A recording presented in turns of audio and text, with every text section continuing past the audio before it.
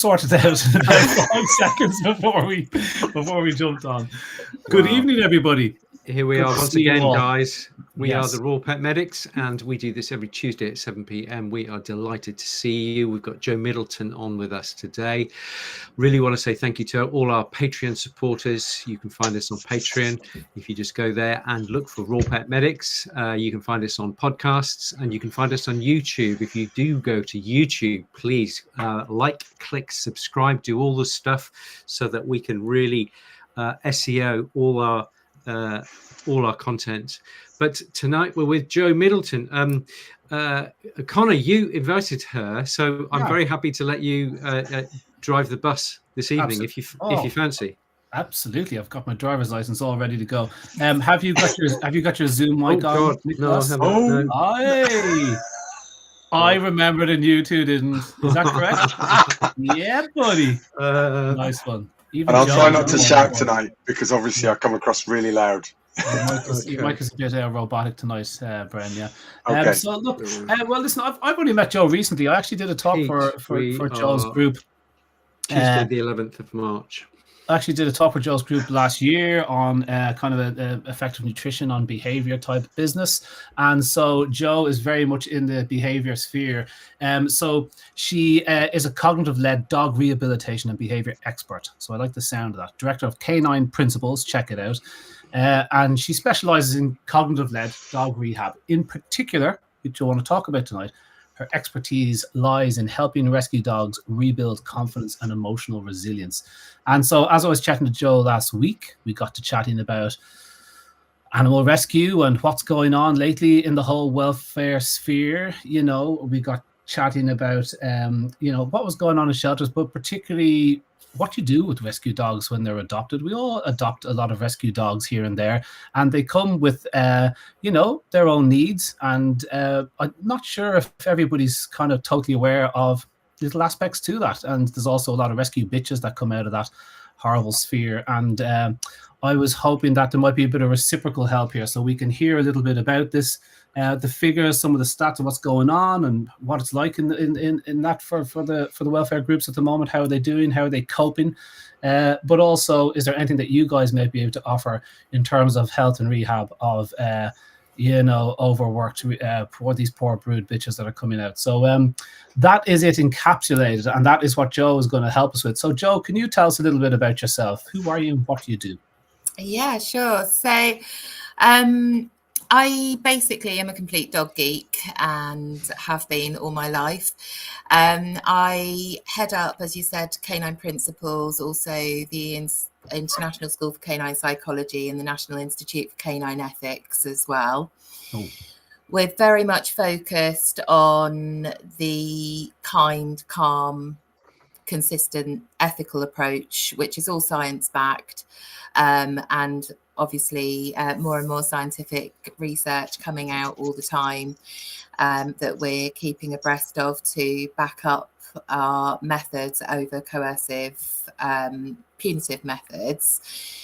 But personally, I've been involved in the rescue space for 25 odd years and have fostered, we stopped counting at 100 dogs in 2013. So literally hundreds of dogs, many of which have been ex-puppy farm dogs. And for the last 15 years odd, I've been working with a charity called Forever Hounds Trust.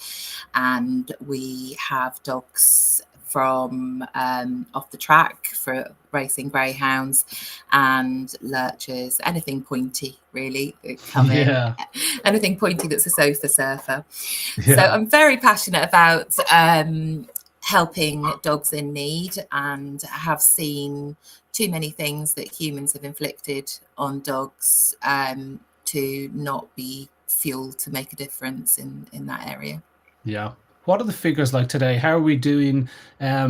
Was there any effect of COVID? Was there an uptick, downtick? Where are we since? What's going on today?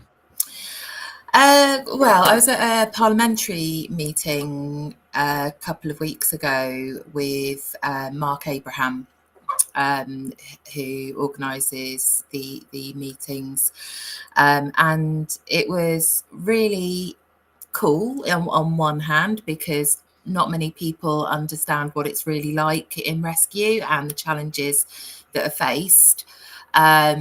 So it was cool to be in a room full of people that understand and all want to make a difference and all have the same fire in their bellies that I do.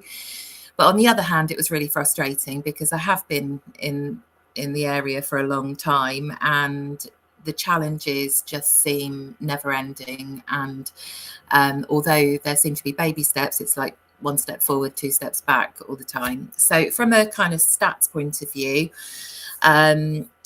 last year, a 25% increase in veterinary consult costs was seen by charities.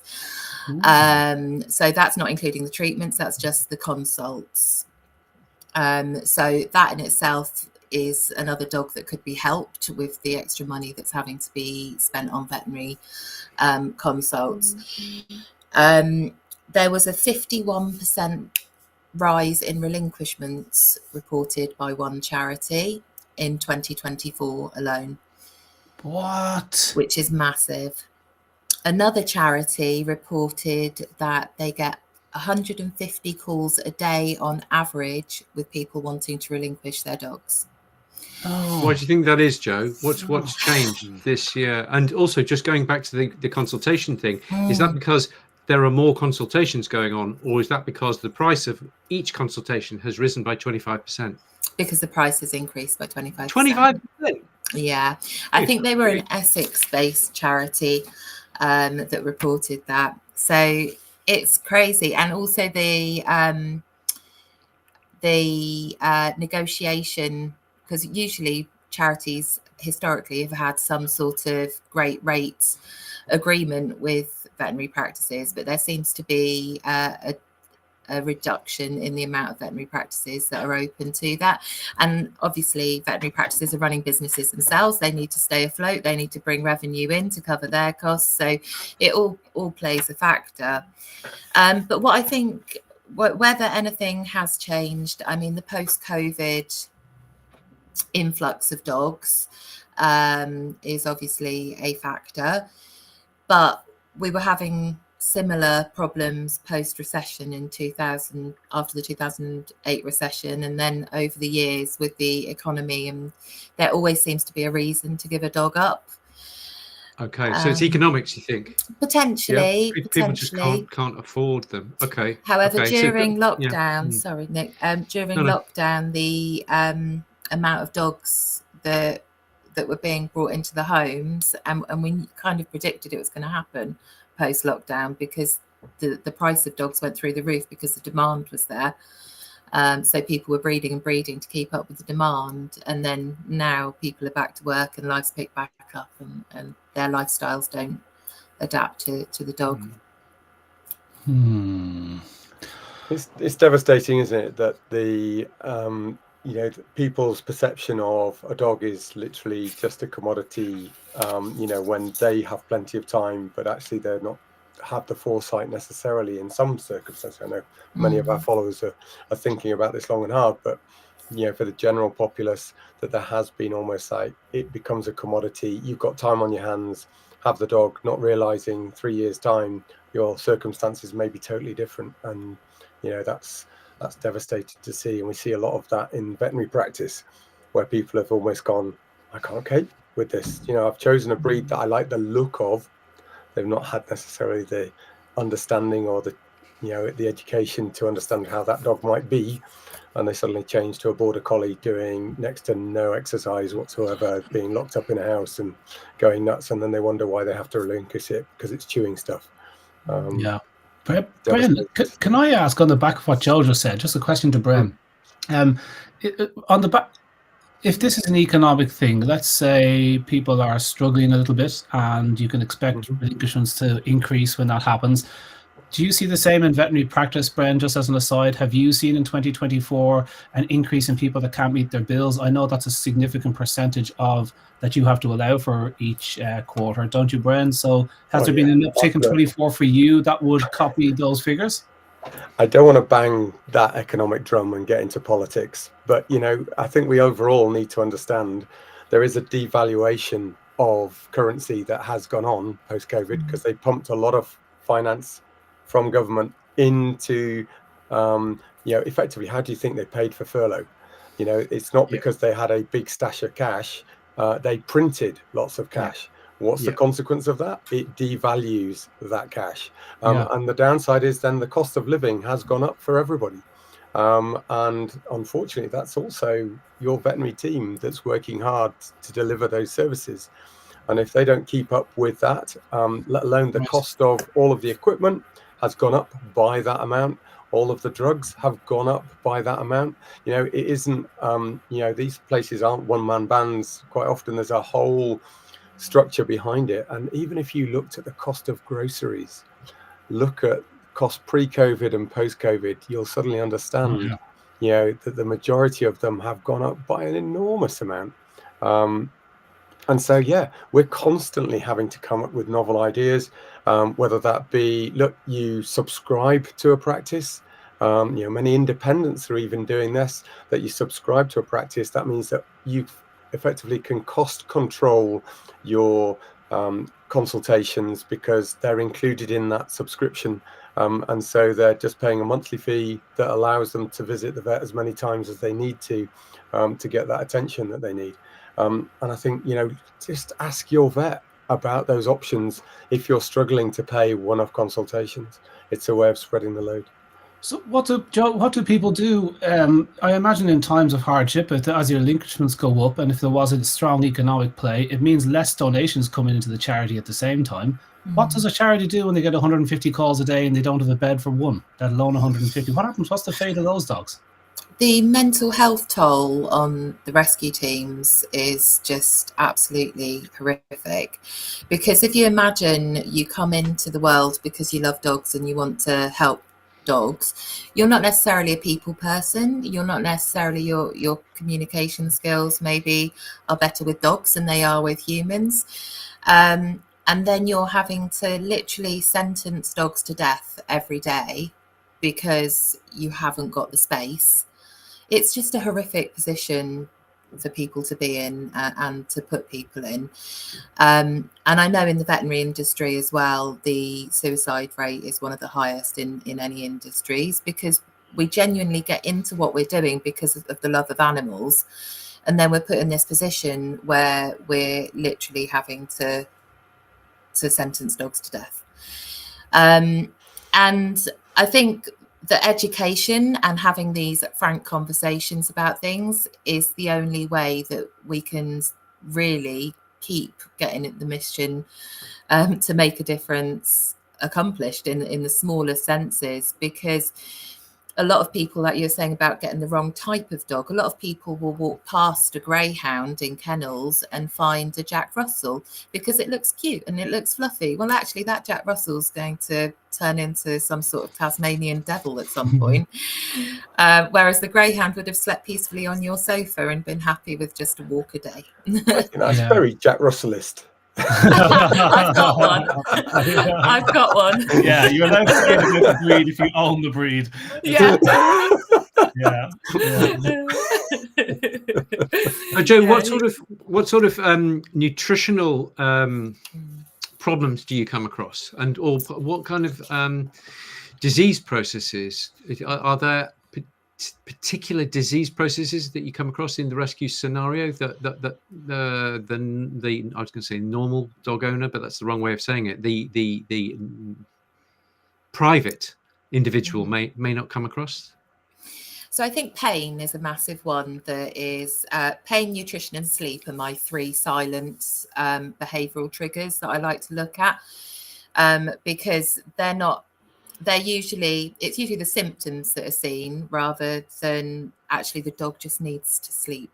It just needs to rest, or it's got some sort of gut challenges going on because of the nutrition it's had, and so it's in discomfort, or actually it's got really bad arthritis and that's not been addressed, and so it's in pain.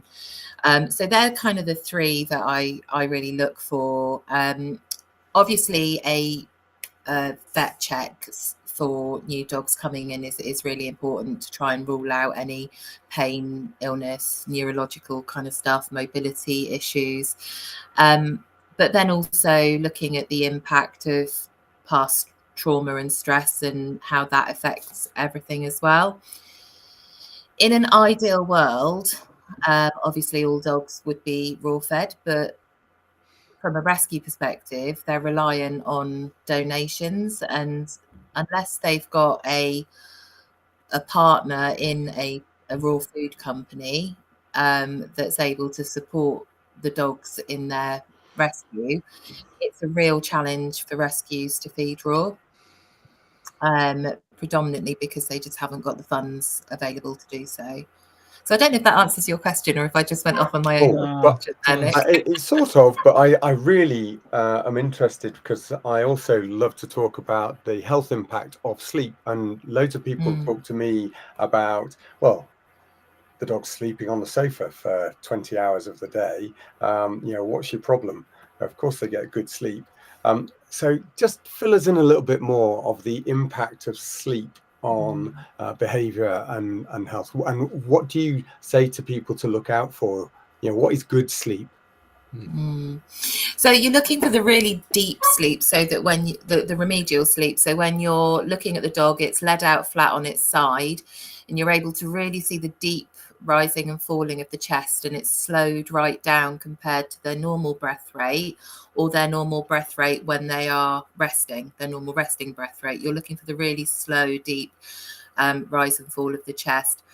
And it's the same as with humans. When you haven't had enough sleep, it affects every area of your waking time, including how your brain's functioning, including your thought processes and your general well-being. So if you haven't had enough sleep as a human, I'm sure we can all relate at some point in our lives to having not had enough sleep. You're naturally more cranky and you're naturally more reactive to different situations that perhaps you wouldn't have been before. So ideally what you're looking to do with your dog is find a safe space where it can hide itself away, where it's going to be undisturbed.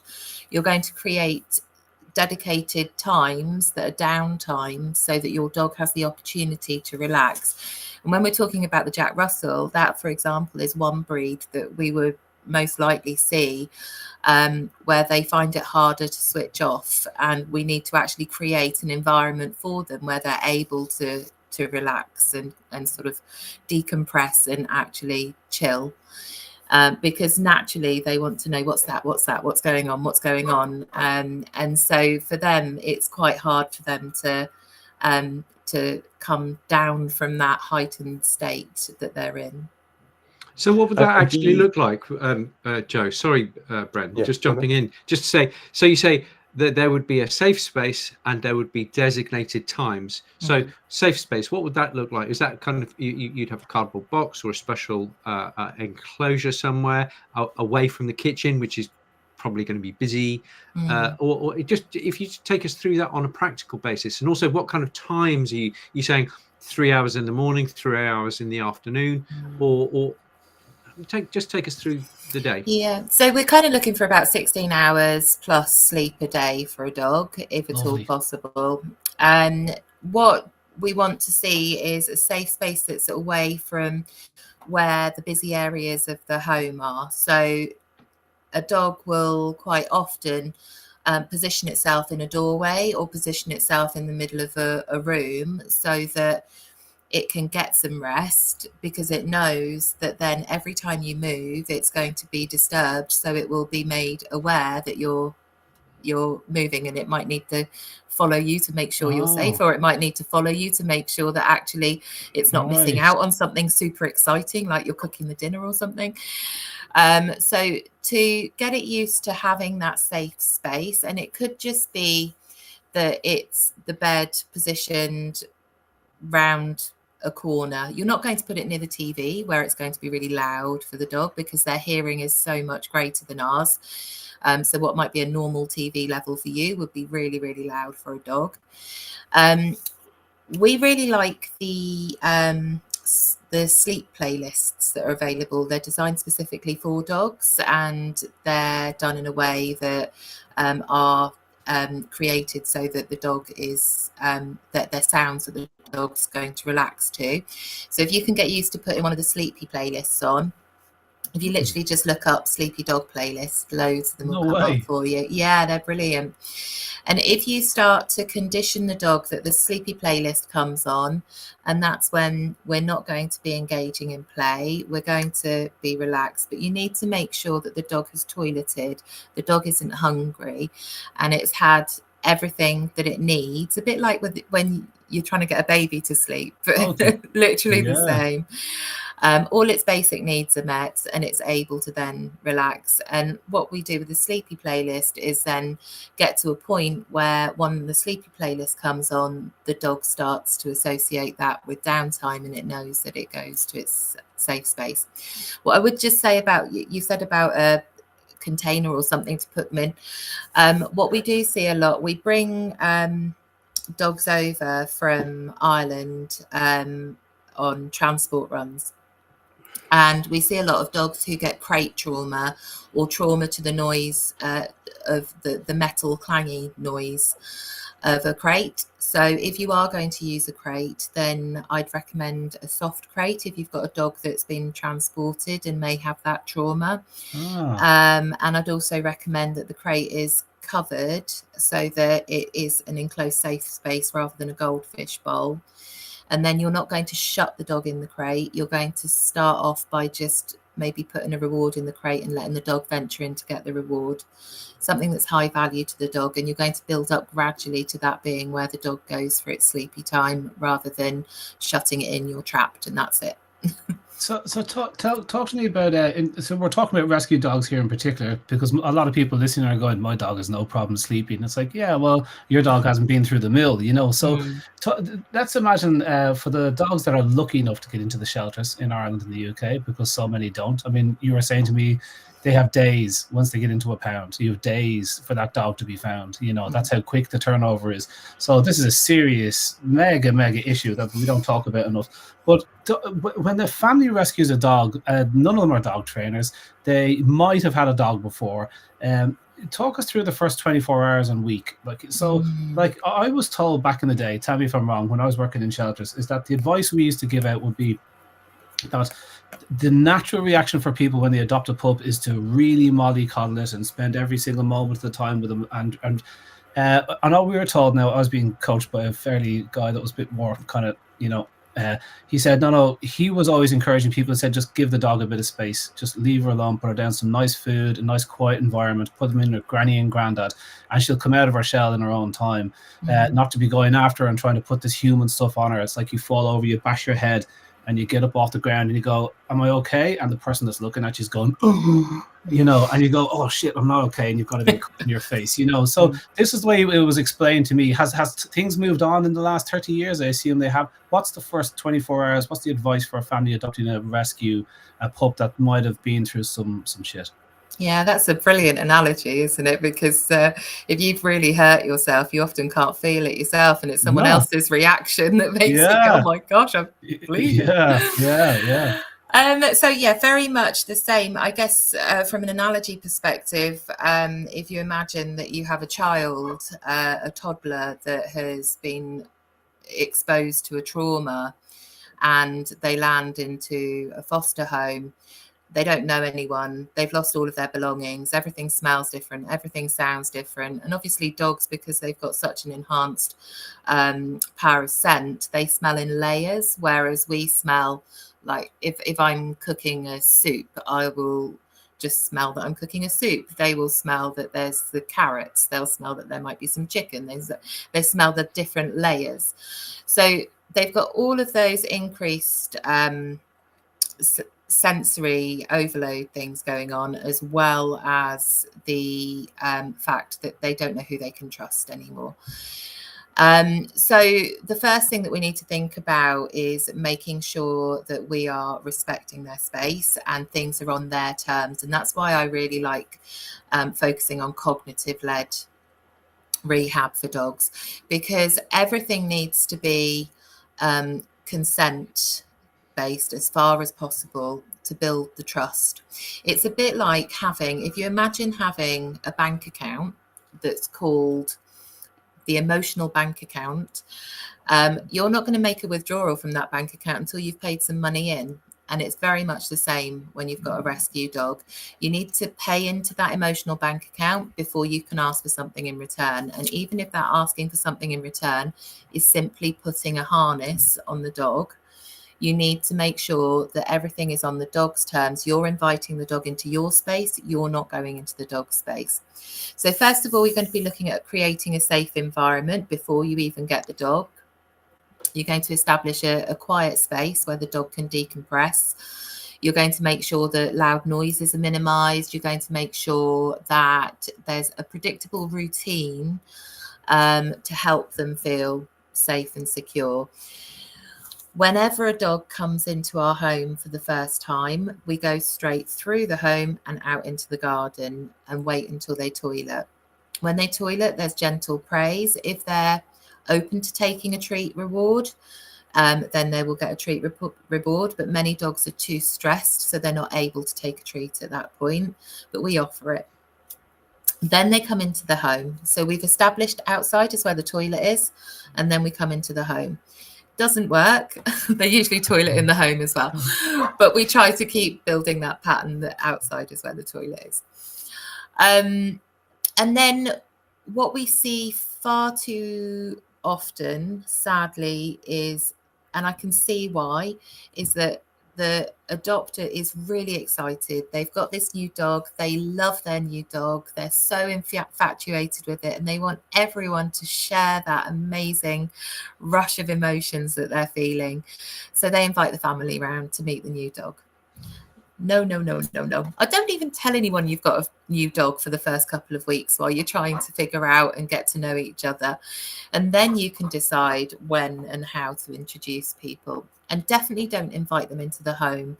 Meet people outside for the first time and parallel walk, not head on. You're walking together with them so that the dog is not under any pressure at all to react. We need to work on that positive reinforcement, paying into that emotional bank account and building trust at first. Yeah, that's cool, because there's a tendency to here's another one. I don't know if this, I'm trying out all my 30-year-old training principles and seeing how many of them still apply, but here's another one. Dogs know where the boundaries aren't. Kids know where the boundaries aren't, but so it's nearly unfair to allow the dog, when the dog comes in, particularly if they've been in shelter for a while, and they're going to be weeing and pooing on the floor because that's where they wee and poo. So you've got to train that out of the dog, and it's a little bit harder than just a puppy, because this imprinting period we talk about when you're training, it's slightly, it takes a bit more time in the older dogs, but also they're jumping and climbing all over chairs and furniture sometimes, because there isn't, the same kind of boundaries that they're used to, that they had in pounds. And so should you be bringing in the boundaries from the start and go, sorry, buddy, no, not on the table, and he's like, who are you? I'm standing on the table. They know where the boundaries aren't. Am I to reinforce those boundaries from the very start? I mean, it's all, very positive and paying into this bank account. I get that. I like the analogy. But I mean, he also needs to know that, look, no, buddy, please don't chew the table leg. No, please don't, or is it a matter of restricting his access to the kitchen and blocking off the bits he loves because you're bringing in a rescue dog and he's going to have a week of getting used to the place? How do you, what's that bit involved? What's involved there? Yeah, it very much depends on the individual dog. So there are some dogs, for example, that you can't even get close enough to touch. So even if they were on the furniture, you would never sort of pull them off or anything. What you're looking to do is redirect their attention onto something that you want them to do. So you're not rewarding the behavior, but what you're doing is distracting them with a toy, or distracting them by inviting them outside, or doing something that is more enticing than what they're doing that they shouldn't be doing. So gradually it becomes less and less. Things like putting chairs on the sofa so that they can't climb on the sofa if you don't want them on the sofa, making sure that the chairs around the table are tucked in flush so that they're not able to climb on the chair to climb on the table. Jack Russell does that. But just making sure that you're setting that dog up for success rather than thinking, being precious about what you've got. And you have to expect teething problems. When they first come into the home, the first maybe 2-3 weeks, you're going to think that you've got a perfect dog and you're going to be over the moon that you've got a perfect dog. What you've actually likely got is a dog that's experiencing learned helplessness. So it's just watching, it's just thinking, right, actually, I'll just be a bit subdued because I'm not sure how to act, and I need to process, and I need to get that function back where I can actually start to make choices for myself.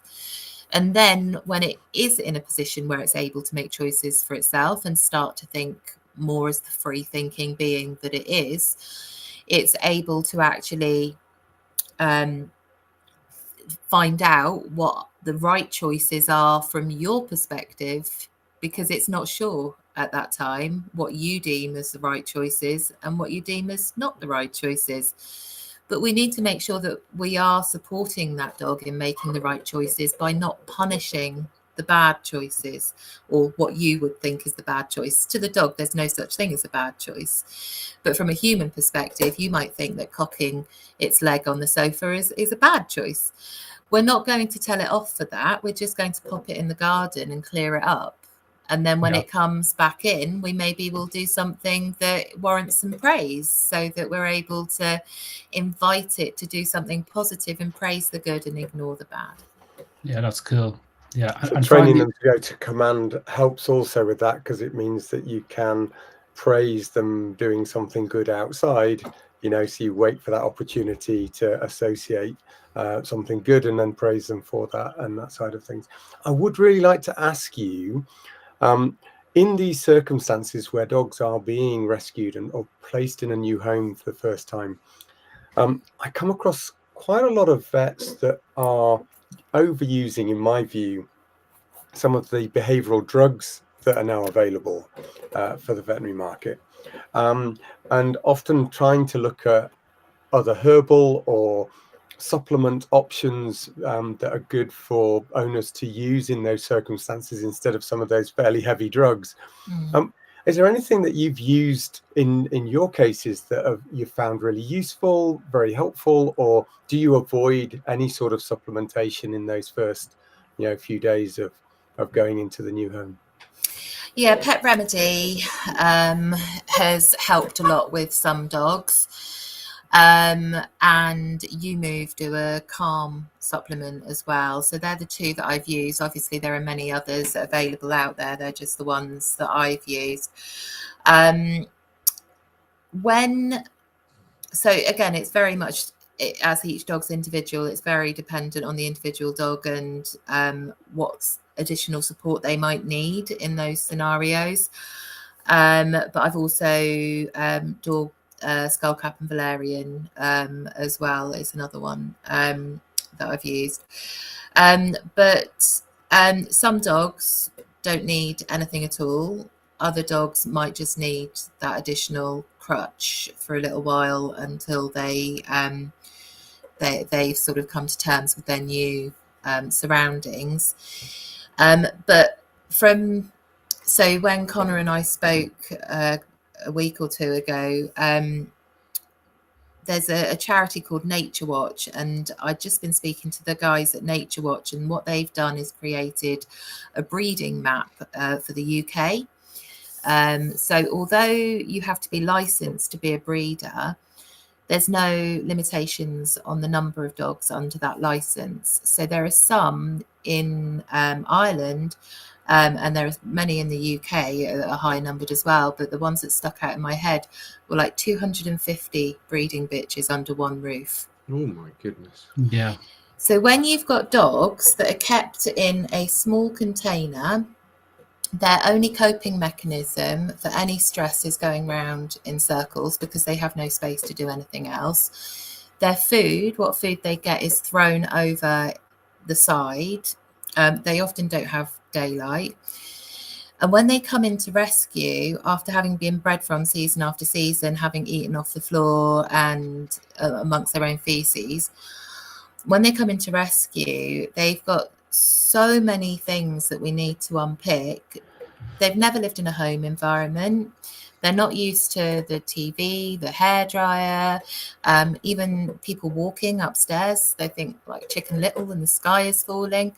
Bloody hell. It's crazy. So when we're looking at dogs that need an extra bit of support and an extra crutch and medication, they're the kind of dogs that are institutionalized that really need that support to come to terms with what's going on in their lives.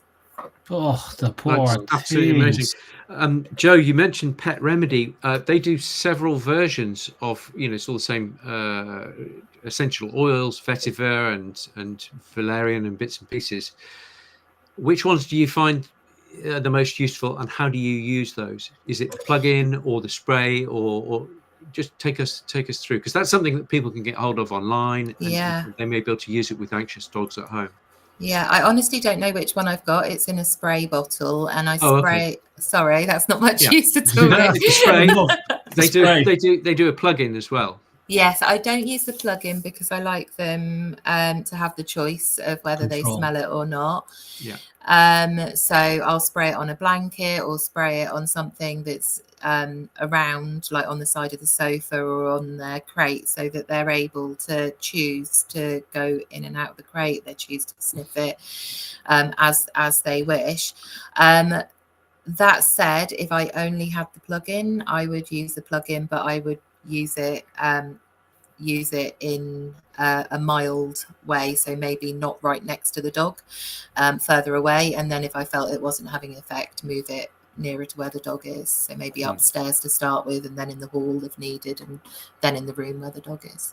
And sometimes even wait for the dog, because if the dog goes and sleeps next to it, as they need that. I was just going to say that. Yeah, that's zoopharmacology bit. Exactly. Plug it in far away from them, and do they gravitate to that part of the house? And that's zoopharmacology stuff.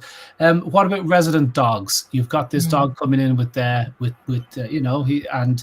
your resident dog. Is it best that they're first introduced out in the park, side by side, going for a walk? What about the resident dog? How do we handle that?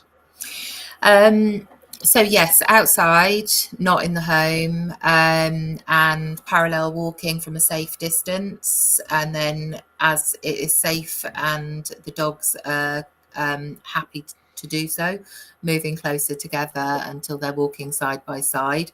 If possible, if your resident dog is clicker trained, or you have some sort of click reward or voice reward mark that's timely, every time your dog looks back at you, click reward, so you're rewarding that checking in behavior. And then, so with the ex-breeding bitches, and obviously there are stud dogs as well that are kept in horrific circumstances, with those sort of dogs,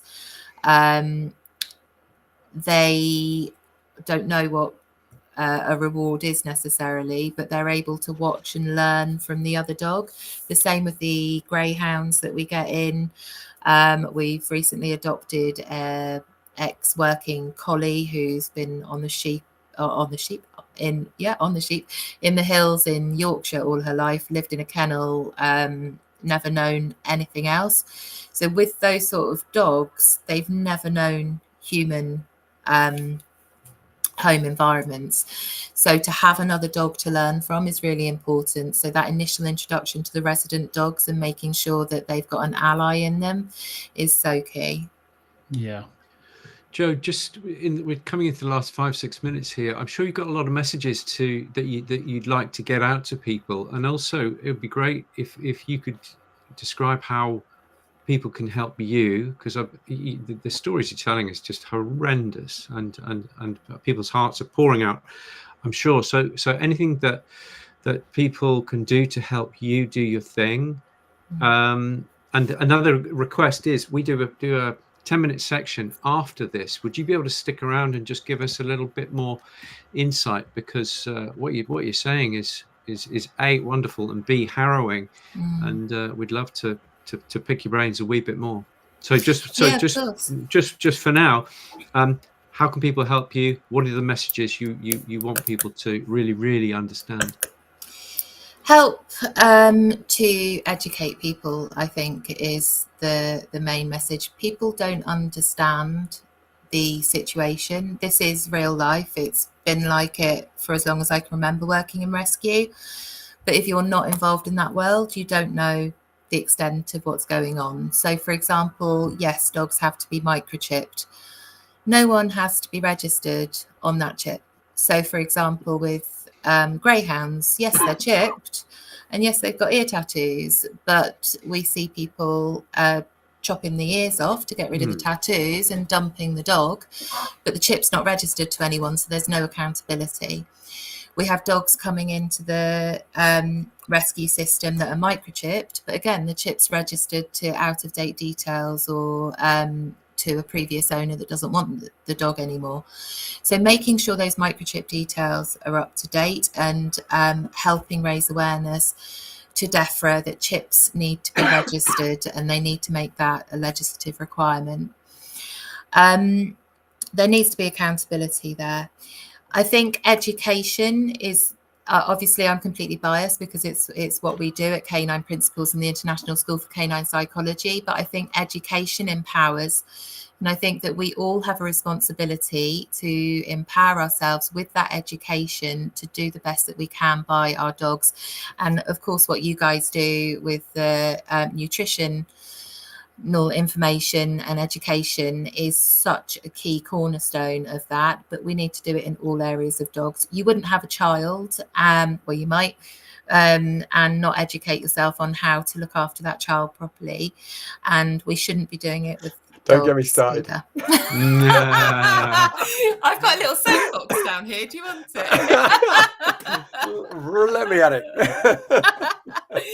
But yeah, so I think to help, if you can just make sure that you're spreading the knowledge that I've shared tonight, spreading the knowledge of empowering yourself with education. Training humans, in my mind, is more important than training dogs. We need to understand canine body language. We need to set realistic expectations. They're free thinking being, they're independent. We need to be consistent in our behavior around them, and we need to make sure that everything is done with love and positive reinforcement. Amazing. Tell us about your websites and where people can reach you. Please, yeah, sure. So I've literally just started a YouTube channel. So at Joe Middleton, it might be at Joe_Middleton, but I'm on YouTube. You can find me on there. On Facebook, Canine Principles, or the ISCP, the International School for Canine Psychology, or just drop me an email at joe@canineprinciples.com. Joe at canineprinciples.com. Okay, that's fabulous. Nice. There's lots of courses on the ISCP that people I can see a great variety of depending on your need and what you're looking for. So that would be a good way to start. It's interesting. You said you say the same thing most of the top trainers say, which is like it's not about training the dog. Certainly with these rescue dogs that are coming in, it's about training the people. And the rescues are so flat out busy, it's like they can't give that aftercare to the family. And so there has to be a bit of an onus on the family that when they're taking on these dogs, there needs to be a bit of preparation, a little bit of getting ready just from a training point of view. Everyone thinks they know how to train a dog. It's very frustrating, as you you talk to people and they always want to tell you something about training a dog, and it's like, bloody hell. So when we jump over to Patreon, can you just give us a couple of what are the top tips for training when it comes to training with a dog? What are the top things you wish families were ready to do with a rescue dog? The basic kind of training, what are the top tips that you have for training people and not the dog? Top tips for training the people, not the dog. Not Is that the what dog. you're saying, Colin? That's it. What are your top 10 things that you wish every dog owner 10? knew? Yeah. Off the top of my head. I'm good, but I'm not that good. All right, top 3 I said 3, things. Nick. Yeah. Okay. So when we go over to Patreon, we'll go the top 3 things that you wish every owner knew. I bet I can go 15, Nick. I bet I can go 15. Hang on, you just gave me a 10. You've just haggled yourself upwards. That's fine. Okay, but as many as you can. That'd be that's amazing, Joe. That was superb. Thanks so much. God, you've scared me and delighted me all in the same measure. So Yeah. thank you very, very much. That's amazing. Thanks for your time, Joe. Appreciate that. Thank you for having me on, guys. Really appreciate it. Absolutely. No problem. So if you want to join us over on Patreon for the excerpts of the top 3 to 15, depending on how many we get through, tips for training your humans, then please do join us over on patreon.com/RawPetMedics. I'll get it right this week. Thank you, guys. And for everyone else, thank you for watching. We look forward to seeing you next week for yet another episode. Do we know what we're doing yet? Should we do CBD? CBD? We decide a minute before, like we do every week. Shall we do CBD? Because we were supposed to be doing that. CBD is a huge one. That's a two-part. Because we were supposed to be doing that, but Joe's a lot more interesting. Yeah, CBD is enormous. In fact, there's another supplement. There's another supplement for anxiety. Do you ever use CBD at all, Joe? Nope. No. Nope. Interesting. Yeah. Oh, well, there you go. It's something I'd like to learn more about, though, so I'll be tuning in. Well, tune in. Next week, we'll do CBD. That'll be good. Brilliant. Thank you, Joe, and thank you everyone for watching. Do remember to catch up. We will be posting this in about an hour's time over on patreon.com. So please do bear with us while we have a chance to have a chat, edit it a little bit, take out Connor's expletives, Joe's curse words, and then be able to post it. So please do tune in then. Thank you. Well done, Joe. Thank you.